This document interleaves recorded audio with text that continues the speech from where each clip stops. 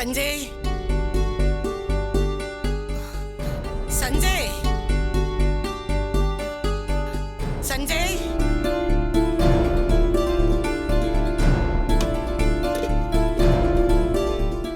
வசந்தா, நான் கத்திக்கிட்டு இருக்கேன், என்ன ஏதுன்னு கூட கேட்காம போற. சஞ்சய் தானே கூப்பிட்டீங்க, அவனுக்கு காது கேட்கவும் வருவான். என்ன?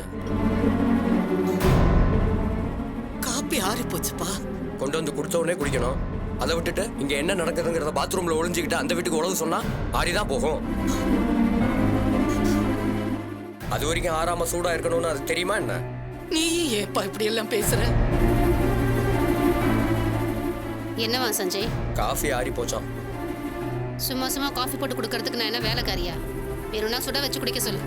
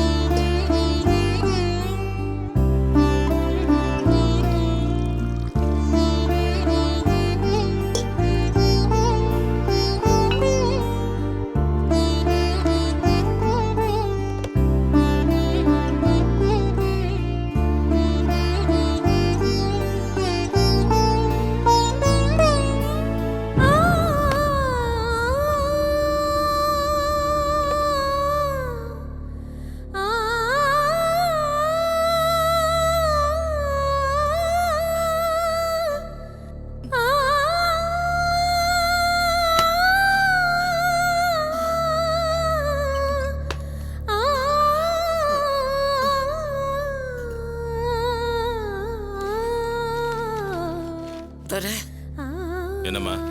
மாத்திரை தீர்ந்து போச்சுப்பா. மாத்திரை போடாம என்னால இருக்க முடியாது. இருங்கம்மா, மெடிக்கலுக்கு ஃபோன் பண்ணி நான் கொண்டு வர சொல்றேன். இப்ப தெரியுதா உங்களுக்கு?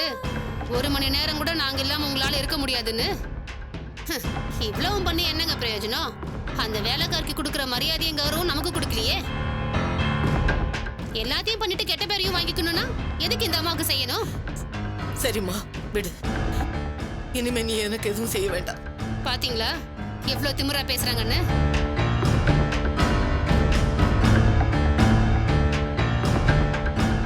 இனிமே செய்ய வேண்டாமா? அப்ப இத்தனை நாள் செஞ்சதுல தர்ம கணக்கா?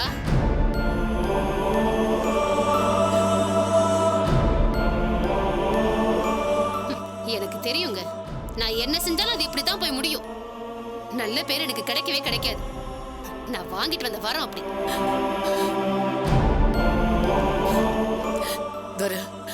மணிகிட்ட சொல்லி கார் எடுக்க சொல்லுப்பா. நான் சுந்தரி வீடு வரைக்கும் போயிட்டு வரேன். இத பாருங்க, கார் எடுத்துட்டு போற வேலையெல்லாம் வச்சிட்டீங்க, அப்புறம் அவ்வளவுதான் சொல்லிட்டேன். இது வரைக்கும் அப்படித்தானே போனேன். அப்பெல்லாம் கேட்காம விட்டுதான் இன்னைக்கு இப்படி வந்து நிக்குது. என் வீட்டு குப்பை தொட்டில இருக்கிற அழுக்கு பொருள் கூட அந்த வீட்டுக்கு போக கூடாது. நான் வேணும்னு நினைக்கிற யாரா இருந்தாலும் அந்த வீட்டுக்கு போக கூடாது. அங்க போன எதுவும் இந்த வீட்டுக்கு திரும்ப கூடாது. அப்போ என்ன இந்த வீட்டை விட்டு வெளியே போ சொல்றியா?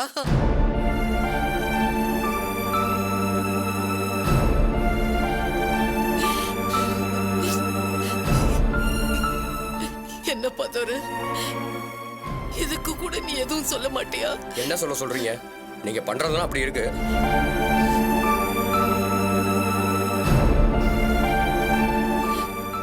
வேற யாரா இருந்தாலும் இப்படி வச்சு பாத்துக்குவாங்களா? சொல்லுங்க பாப்போம்.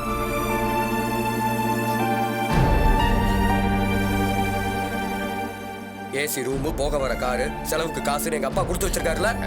உங்களுக்கு எதுவும் புரியாதுதான்.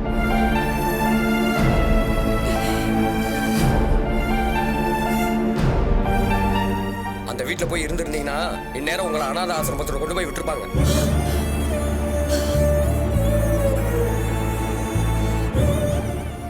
சோத்துக்கு தட்டு எடுத்துட்டு லைன்ல நின்றுருப்பீங்க.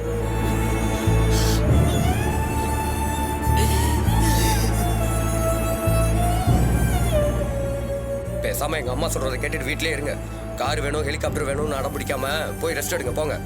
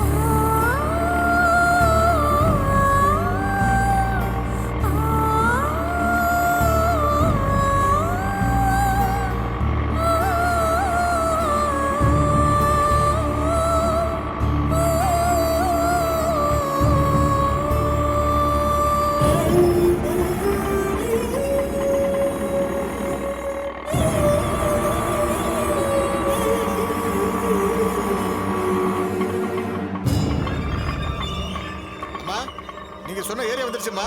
அம்மா அம்மா அம்மா எழுந்திருக்கீமா. என்னாச்சுமா? அம்மா அம்மா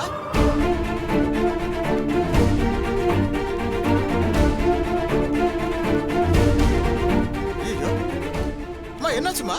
அம்மா உங்க ஏரியா வந்துருச்சுமா. அம்மா அம்மா கொஞ்சம் பாருங்கம்மா. என்ன ஆட்டோக்கார் கத்திட்டு இருக்கீங்க? சவாரிதாம்மா, மயங்கிட்டாங்க போல. சம்மந்தி நமக்கு என்னாச்சு? என்ன பாச்சு? ஆட்டோல ஏறும்போது நல்லாதாம்மா ஏறினாங்க. இப்ப திடீர்னு இப்படி மயங்கிட்டாங்க. அத்தை, ஐயோ சம்மந்தி, பக்கத்துல தான் ஆஸ்பத்திரி இருக்கு. பேசிட்டு நேரம் இல்ல. ஏறுங்க போங்க சம்மந்தி. சரி ஏறுங்கம்மா. போங்க சம்மந்தி. சீக்கிரம் வாங்க. பாப்பா நமக்கும் வேலை எல்லாம் நிறைய இருக்குல்ல, என்ன பண்றது? இப்படியும் இன்னும் ஒரு வாரத்துக்குள்ள ரெடி ஆயிடும். இந்த நம்பிக்கையில தான் நானும் வெயிட் பண்ணிட்டு இருக்கேன். ரெடி ஆயிடும். சொன்னா கேட்க நிவேதா, சாப்பாடு ரெடி ஆயிடுச்சு. ராஜியை கூட்டிட்டு வா. சரி. மாமா, சித்தப்பா சித்தி ஷியாமன்னு எல்லாரையும் கூட்டிட்டு வாங்க. சாப்பிடலாம். இதோ கூட்டு வரேன். நீங்களும் உட்காருங்க, சாப்பிடலாம். சரிம்மா. ராஜி, நீ அங்க உட்காரு. நீங்க இந்த பக்கம் உட்காருங்க. நீங்க இந்த பக்கம் வாங்க. வாங்க உட்காருங்க. எங்க நீங்களும் உட்காருங்க. எல்லாரும் சேர்ந்து சாப்பிடலாம். அங்க உட்காருமா? ஒரு நிமிஷம், ஆபீஸ்ல இருந்து ஃபோன் பண்றாங்க. சரிங்க. ஹலோ. ஆமா சொல்லுங்க சார். கனெக்ட் பண்ணுங்க சார். சார் சொல்லுங்க சார். ஓ அப்படியா sir? Okay sir, sure sir. Thank you sir. Nithya, foreign போறதுக்கு என்ன செலக்ட் பண்ணிருக்காங்க நித்யா? என்னாச்சு நித்யா? ஒண்ணும் இல்லைங்க. நான் எவ்வளவு ஹாப்பியான நியூஸ் சொல்றேன். உங்ககிட்ட இருந்து வர ரெஸ்பான்ஸ் இவ்வளவுதானா? நம்ம ஆபீஸ்ல எத்தனை பேர் இந்த ஆப்பர்ச்சுனிட்டி கிடைக்காதான்னு ஃபீல் பண்ணிட்டு இருக்காங்க. இது எனக்கு கிடைச்சிருக்கு நித்யா. கொஞ்ச நாள் இருந்தா போதும், அதுக்கப்புறம் உன்னையும் நாங்க கூட்டிட்டு போயிடுவோம். என்ன நித்யா, நான் போறது உனக்கு பிடிக்கலையா? அப்படிலாம் ஒண்ணும் இல்லைங்க. அப்புறம் ஒண்ணும் இல்ல, விடுங்க. இப்படி பேசினா எப்படி நித்யா? சரி, உனக்கு பிடிக்கலன்றப்ப எதுக்கு? வேண்டாம், விட்டுடலாம். நான் போல. இல்லைங்க, நீங்க இதுக்கு ஒத்துக்குங்க. உங்களை விட்டு பிரிஞ்சிருக்கணுமேனு தான் கஷ்டமா இருக்கு. அதான் சொன்னேனே நித்யா, கொஞ்ச நாள்ல நீயே என் கூட வந்துடலாம். அது வரைக்கும் நீங்க இருக்கிறப்பவே ஒவ்வொருத்தரும் ஒன்னொன்னு சொல்றாங்க. உன்னை யார் என்ன சொன்னாங்க நித்யா? என்ன எதுவும் சொல்லல. எங்க அப்பாவை நல்ல மனுஷனுக்கு நான் பொண்ணா பொறுக்கலையே. அப்புறம் கவலைப்படாம என்ன பண்ண முடியும்? அவர் தப்பு பண்றது நிறுத்த மாட்டாரு. ஆளாளுக்கு சொல்றத சொல்லிட்டு தான் இருப்பாங்க. எனக்கு தான் அதெல்லாம் கேட்கறதுக்கு ரொம்ப கஷ்டமா இருக்கு. மத்தவங்க பேசுறத பத்தி நாம எது கேர் பண்ணணும் நித்யா? நான் தான் உங்ககிட்ட சொன்னல, மத்தவங்கள பத்தி தப்பா பேசுறதுக்கு இங்க யாருமே யோகியம் கிடையாது. மத்தவங்களை கூட விடுங்க, அத்தை மாமாவை நினைச்சாதான். அவங்க உன்னை என்ன சொன்னாங்க? அவங்க என்ன எதுவுமே சொல்ல மாட்டேங்கிறாங்க. அதான் ரொம்ப பயமா இருக்கு. இவ்வளவு எல்லாம் நடந்ததுக்கு அப்புறம் கூட வேற யாராவது இருந்தா சட்டுன்னு ஒரு வார்த்தை சொல்லிடுவாங்க. ஆனா அத்தையும் மாமாவும் என்ன சின்னதா கூட கோச்சிக்காம பாத்துக்கறாங்க. அதுவே என் மனசு ரொம்ப கஷ்டப்படுத்துது. உங்களுக்கு இப்படி ஒரு சான்ஸ் கிடைச்சது சந்தோஷமா தான் இருக்கு. இந்த மாதிரி வேற யாருக்காவது நடந்திருந்தா நீங்க நல்லபடியா போயிட்டு வாங்க, நான் எங்க அப்பா அம்மா வீட்ல இருக்கேன்னு சொல்லிருப்பாங்க. ஆனா என்னால அப்படி சொல்ல முடியல.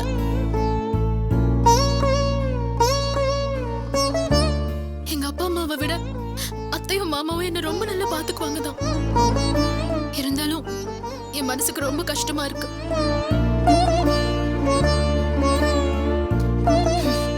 பிரெக்னன்சி டைம்ல மனசு ரொம்ப சந்தோஷமா வச்சுக்கணும்னு சொல்லுவாங்க. என்னால அது முடியாது போல இருக்கு. என்ன சொல்ற? நான் இருக்கேன் நித்யா, நீ ஏன் கவலைப்படுற? உன்னை சந்தோஷமா பாத்துக்க வேண்டியது என்னோட பொறுப்பு. இப்ப என்ன, ஃபாரின்க்கு இப்ப போனாதானா இல்ல போக வேண்டியதா என்ன? உன் டெலிவரி வரைக்கும் கூடவே இருந்து உன்னை நல்லா பாத்துக்கிறேன். அப்புறம் இன்னொரு சான்ஸ் வரும்போது பாத்துக்கலாம். என்னங்க நீங்க ஏங்க இப்படி பேசுறீங்க? என் மனசுல இருந்தது சொன்னேன். அதுக்காக உங்களை நான் போக வேண்டாம்னு சொல்லுவேனா? இந்த மாதிரி ஒரு ஆப்பர்ச்சுனிட்டி இனிமே கிடைக்குமான்னு தெரியாது. சான்ஸ் கிடைக்கிறப்போ அதை யூஸ் பண்ணிக்கணும்ல. இல்ல நித்யா, கிடைக்கவே இல்லைன்னா கூட பரவாயில்ல. நீ கர்ப்பமா இருக்கிறப்போ உன்னை விட்டு நான் எப்படி? இங்க பாருங்க, நீங்க இங்க இருந்து என்ன பண்ண போறீங்க? அத்தை மாமாவே என்ன நல்லா பாத்துக்குவாங்க. நீங்க போய் நல்லபடியா ஒர்க் பண்ணாதான் எனக்கு நிம்மதி. இல்லனா அது ஒரு மாதிரி கில்ட்டியாவே இருக்கும். இல்ல நித்யா, அது வந்து ப்ளீஸுங்க, நான் சொல்றேன், எனக்காக நீங்க அக்செப்ட் பண்ணி தான் ஆகணும். நீங்க ஃபாரின் போறீங்க, சரி வாங்க வந்து சாப்பிடுங்க. அம்மா, பாட்டிக்கு என்னம்மா ஆச்சு? என்னாச்சுன்னு தெரியலையே மதி. நம்ம வீட்டுக்கு வந்திருக்காங்க. வரப்போ ஆட்டோலயே மயங்கி இருக்காங்க. அதான் டாக்டர் கிட்ட கூட்டிட்டு போயிட்டு வரேன். அத்தை, என்னாச்சு உங்களுக்கு? டாக்டர் என்கிட்ட என்னென்னமோ கேக்குறாரு. என்னால பதில் சொல்லவே முடியல. ஏன் அத்தை, நீங்க மாத்திரை போடலையா? அத்தை சாப்பிட்டீங்களா? திவ்யாவை வேணா காப்பி போட்டு கொண்டு வர சொல்லட்டுமா? அத்தை, என்னாச்சு?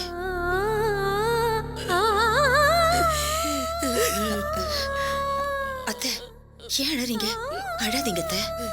ஆமா சுந்தரி, அழக்கூடாதுதான். ஆனா நான் பண்ண பாவம் இருக்கே.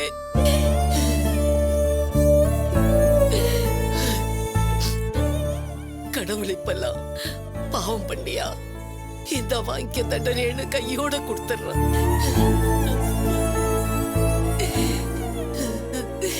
அதைத்தான் நான் இப்போ அனுபவிச்சுட்டு இருக்கேன். அத்தை, உங்களுக்கு ஒண்ணும் இல்ல, நீங்க அழாதீங்க அத்தை. நான் உங்களுக்கு பண்ண பாவத்துக்கு தான் சுந்தரி. அப்படியெல்லாம் எதுவும் இல்ல அத்தை, நீங்க அமைதியா இருங்க. மறுபடியும் உடம்புக்கு ஏதாவது வந்துட போகுது. நீ வேற, நான் என்ன 1000 வருஷத்துக்கு இருக்குன்னு ஆசைப்படுறேன். சீக்கிரமா போயிடணும்னு தான் நினைக்கிறேன். கடவுள் விட மாட்டேங்கிறானே. தண்டனையை அனுபவிக்காம போயிடாதேன்னு கணக்கு எழுதி வச்சிருக்கானே. ஒரு காப்பி தண்ணிக்கு கூட என்ன கையேந்த வச்சிட்டானே.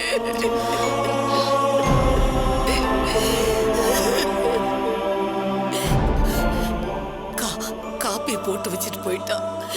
சூடா இல்லையே வசந்தான்னு கேட்டா சுட வச்சு குடிங்கன்னு சொல்றா. அதுக்கெல்லாம் என் உடம்புல எங்க தெம்பு இருக்கு?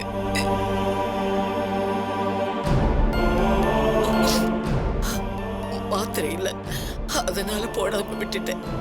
பிரஷர் ஜாஸ்தியாகி மயக்கம் வந்துருச்சு.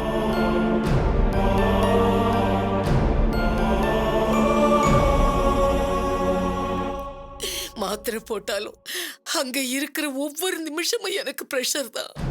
என்னத்த நீங்க இப்ப அவளுக்கு என்னதான் வேணுமா? நான் இங்க வரக்கூடாதான். ஒண்ணு என் பேர பிள்ளைங்களை யாரையும் பார்க்க கூடாதா, பேசக்கூடாதா. ஏற்கனவே நான் பண்ண தப்புக்கு இன்னும் அனுபவிக்க வேண்டியது எவ்வளவோ இருக்கு. அதெல்லாம் முடியாதுன்னு சொன்னேன். ஆனா அவ வேலையை காமிக்கிறா.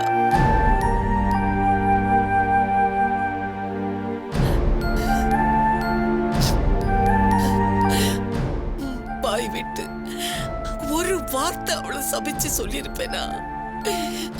மனசு வரலையே சுந்தரி. என்ன இருந்தாலும் அவளும் என் மருமக தானே. வயசான காலத்துல நான் சொல்லி அது எங்க பலிச்சிருமோன்னு எனக்கு பயமா இருக்குதம்மா.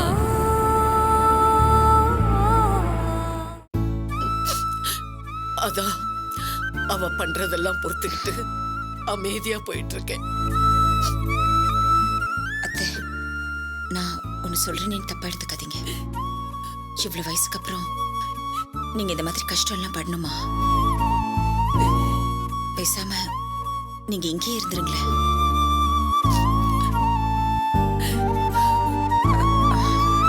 அந்த வீட்டுல இருக்கிற மாதிரி சௌகரியம் எல்லாம் பண்ணித்தர முடியுமான்னு எனக்கு தெரியல அத்தை. ஆனா உங்களை என்னால முடிஞ்ச வரைக்கும் நான் நல்லா பார்த்தேன். நீ இப்படித்தான் சொல்லுவேன்னு எனக்கு தெரியும் சுந்தரி. வேண்டாம் சுந்தரி, இத்தனை காலத்தையும் கழிச்சாச்சு. இருக்கிற குறை காலத்தையும் அப்படியே முடிச்சிடுறேன். அத்தை, இத்தனை நாள் நீங்க இருந்தது வேற. இதுக்கப்புறமாவது நீங்க நிம்மதியா இருக்க வேண்டாமா? நீங்க பேசாம இங்கே இருந்துருங்க. உங்களுக்கு எந்த குறையும் இல்லாம நாங்க பாத்துக்கிறோம். இல்ல சுந்தரி, வேண்டாம். இத்தனை வருஷமா நான் உனக்கு பண்ண துரோகத்துக்கு இனிமேலாவது பிராயசித்தம் தேடுறேன். இனிமே உனக்கு என்னால பரிகாரம் பண்ண முடியாதம்மா. சாகர காலத்திலேயாவது உனக்கு தொந்தரவு கொடுக்காம இருக்கலாம் இல்லையா?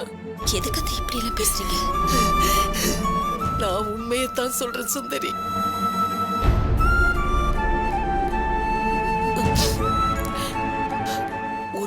ஒரு நாள் மாத்திரைக்கே எனக்கு அவ்வளவு செலவாகுது. இதுல நான் வந்து உனக்கு சுமையா இருக்க முடியுமா அம்மா? என்ன என்ன அவ என்ன திட்டுவா, அவ்வளவுதானே. என் மருமக தானே என்ன திட்டுறான்னு கண்டுக்காம போயிட்டே இருக்க வேண்டியதுதான்.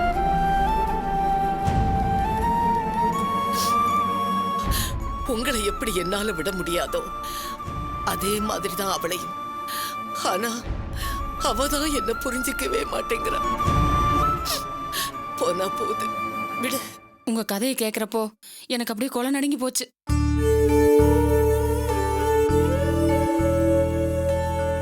தப்பு பண்ற மாமியாருக்கெல்லாம் இது ஒரு பாடம் தாங்க. நானும் என் மருமகளை அந்த பாடுபடுத்தி வச்சேன். ஆனா மவராசி பூமாதேவி மாதிரி பொறுமையா இருந்தா.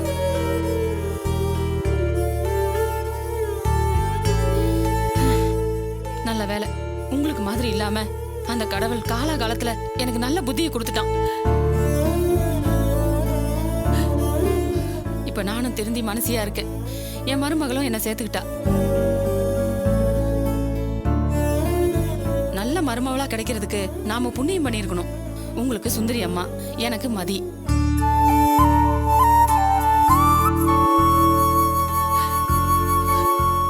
மாத்திரை மருந்து பத்தி எல்லாம் கவலைப்படாதீங்க. என் மகன் சோமு இப்போ மருந்து கம்பெனில வேலை பார்க்கறான். கொண்டாந்து தர சொல்றேன். எல்லாத்துக்கும் மேல நீங்க நிம்மதியா இருந்தீங்கன்னா அதுக்கப்புறம் மாத்திரைக்கு என்ன வேலை இருக்கு? நானும் சொல்றேன், நீங்க இங்கேயே இருங்க. உங்க அன்பை எல்லாம் பார்க்கும்போது எனக்கு ரொம்ப சந்தோஷமா இருக்கு சம்பந்தி.